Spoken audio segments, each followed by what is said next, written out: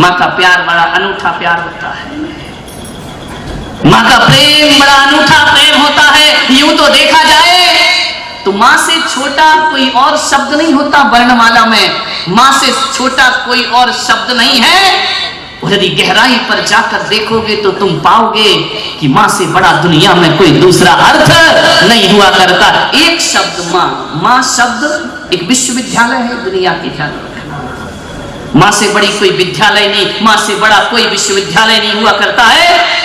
माँ शब्द में सब कुछ समाया होता है। अभी अभी एक वो चला है मदर्स डे, मोबाइल पे चलता है। मैंने कहा यार ये आदमी को क्या हो गया है, ये भारत का आदमी, हिंदुस्तान का आदमी मदर्स डे मना रहा है, माँ का दिन मना रहा है। नादान हो गया है इंसान, इतना भी नहीं समझता कि साल में एक बार माँ का दिन आता है क्या। अरे ऐसा कौन सा दिन है जो माँ के दिन है मेरे भाई। रोज ही मदर्स डे होना चाहिए, रोज ही माँ का सम्मान होना चाहिए, रोज ही माँ की पूजा होना चाहिए, रोज ही माँ की अर्चना होना चाहिए। एक दिन क्यों चुनते हो माँ के लिए, पूरी जिंदगी माँ के लिए समर्पित होना चाहिए। मैं कहता हूं आपसे, इस 23-24 साल में जितनी तपस्या मैंने मोक्ष मार्ग के लिए की होगी, जितनी तपस्या मैं कर रहा हूं, मैं आज जब अपनी माँ को देखता हूं तो मुझे लगता है कि जितनी तपस्या मैंने संत बनकर की है, उससे ज्यादा तपस्या उसने मुझे पालने पोसने में अपनी जिंदगी की होगी, उससे ज्यादा परिश्रम किया होगा, उससे ज्यादा कठोर साधना की होगी। आज लगता है एक सन्यासी का सन्यास भी कम पड़ता है माँ की तपस्या के आगे, माँ की साधना के। 9 माह गर्भ में रखना कोई कम तपस्या है मेरे भाई, बहुत बड़ी तपस्या होती है जिंदगी की। माँ के प्यार इतने अनूठे प्यार हैं, इतने अनूठे प्यार हैं। बच्चा गंदा हो जाए, मैला हो जाए तो माँ नहलाती है, धुलाती है, नहीं नहाता तो एक चपत भी लगाती है, ले जाती है, उसे नहलाती है, उसका मैल छुड़ाती है। मुझे याद है मेरी माँ बचपन में मुझे नहलाती थी, मैं छूट छूट करके भाग जाया करता था। मैं कहता था तुम नहलाती क्यों हो? बोले तेरे मन का मैल धुलाती हूँ, तेरे तन का मैल धुलाती हूँ। लेकिन मैंने देखा कि जो माँ इस शरीर से मैल हटाती है, ध्यान रखना, वही माँ नहलाने धुलाने के बाद एक काला टीका काजल का फिर माथे पर लगा दिया करती है। ध्यान रखना, एक तरफ तो मैल धुला रही थी और दूसरी तरफ फिर मैल लगाने का प्रयास करती है। तो एक बात याद रखो कि नहलाना धुलाना ये भी माँ का प्यार है, और काजल का टीका लगा देना ये भी माँ का प्यार। माँ के प्यार बड़े अनूठे हैं, माँ के प्यार से बड़ा।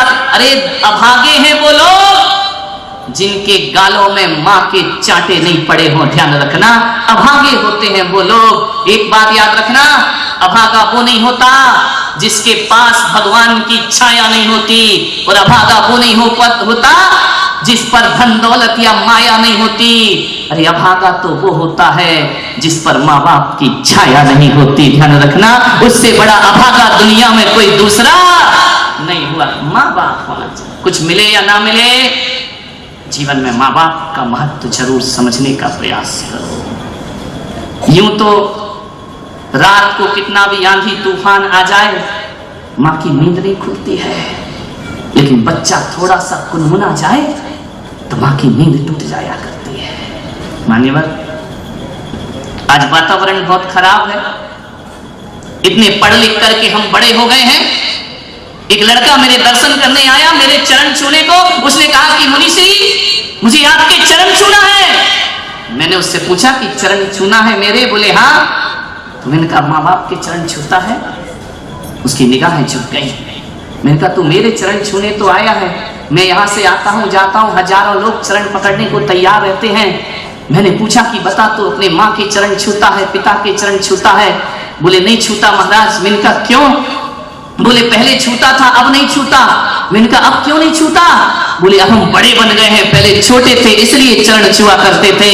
ऐ नादान नौजवान जवानी, अरे इतने बड़े मत हो जाओ कि माँ के चरण ना छू पाओ। एक बात याद रखना, अरे तुम कितने बड़े हो जाओ, कितने भी बड़े हो जाओ, माँ बाप से बड़ा दुनिया में कोई नहीं हो सकता है, माता पिता से बड़ा कोई नहीं। ये डिग्रियां बटोरने से उपाधियां लेने से कोई बड़ा नहीं हो जाता मेरे भाई। माँ के चरण छुओ। क्या नहीं करते हमारे माता पिता हमारे लिए। अश्क में भीगी हुई मुस्कान का हम क्या करेंगे, अश्क में भीगी हुई मुस्कान का हम क्या करेंगे, छल फरेबों में मिले सम्मान का हम क्या करेंगे। काम जो औलाद ही माँ बाप के ना आ सकी, तो पूजते मंदिरों में भगवान का हम क्या करेंगे, पूजते मंदिरों में भगवान का हम क्या करेंगे। आज जो नौजवान बैठे हैं, पहला दिन है, सभा लेट हो सकती है, लेकिन फिर भी अपने विषय को समेटने का प्रयास कर रहा हूं। मान्यवर, मां पर तो इतना है कि मैं बोलते जाऊं। यदि आप मुझे सब्जेक्ट दे दो कि मां पर बोलिए, 22 दिन की ज्ञान गंगा भी कम पड़ जाएगी। इतना बड़ा चरित्र मां का हुआ करता है, पूरी जिंदगी कम पड़ जाएगी मां पर बोला जाए तो। कौन कहता है मां बाप से रिश्ता टूटता। एक बात ध्यान रखना, तीर्थंकर जैसे महापुरुष, इनको भी जन्म लेने से पहले मां की गोद में खेलना पड़ा है मेरे भाई, ध्यान रखना। नारायण पुरुष भी, महापुरुष, अवतार पुरुष, पीर, पैगंबर, महावीर जो भी धरती पर आते हैं, कुछ मिले या ना मिले, मां की गोद में तो सबको जाना ही पड़ता है। एक बात याद रखना, एक मां ही है हमें जो जन्नत से उतार के धरती पर लाती है। मान्यवर, राम को भी मां की गोद में खेलना पड़ा, कृष्ण को भी मां की गोद में खेलना पड़ा, महावीर को भी मां की गोद में खेलना पड़ा, मोहम्मद पैगंबर को भी मां की गोद में। मां की गोद को छोड़ के कैसे जीवन जियो। लोग कहते हैं कि भगवान जैन दर्शन कहता है कि जब तीर्थंकर मोक्ष जाते हैं तो सबसे नाता तोड़ लेते हैं, लेकिन मैं पुलक सागर ऐसा नहीं मानता। बात उल्टी है, बात कड़वी है, बात छुपेगी। तीर्थंकर सबसे नाता तोड़ सकते हैं, कर्मों से नाता तोड़ सकते हैं, संसार से नाता तोड़ सकते हैं, दुनिया से नाता तोड़ सकते हैं, लेकिन कोई भी महापुरुष ऐसा नहीं हुआ, भले वो भगवान बन जाए, लेकिन माँ बाप से नाता कोई नहीं तोड़ सकता है। ध्यान रखिए, ना घर में रहकर, ना सन्यासी बनकर माँ बाप का नाम कोई नहीं भुला सकता है। आज भगवान महावीर, भगवान पारसनाथ, राम, कृष्ण ये दुनिया से नाता तोड़कर चले गए, लेकिन आज भी दुनिया जब इन्हें याद करती है, ये दुनिया के भगवान क्यों ना बन जाए, लेकिन आज भी दुनिया याद करती है तो त्रिशला नंदन वीर की और जय बोलो महावीर की। ध्यान रखिए, आज भी त्रिशला नंदन है वो, आज भी कौशल्यानंदन है वो, आज भी वो अश्वसेन के राज दुलारे ब्रह्मा माता की आंखों के। माँ बाप हमारी पहचान है, हमारा इतिहास है। एक बात बताओ, जायज औलाद कौन है? जिसके माँ बाप का नाम हुआ करता है। और नाजायज औलाद कौन होती है? जिसके माता पिता का नाम, माता पिता ने हमें वंश दिया है, माता पिता ने हमें सम्मान दिया है। और एक बात याद रखिए, यदि माता पिता बचपन में छोड़ देते तो तुम्हें कोई जायज औलाद नहीं कहता मेरे भाई, नाजायज औलाद हो जाते तुम।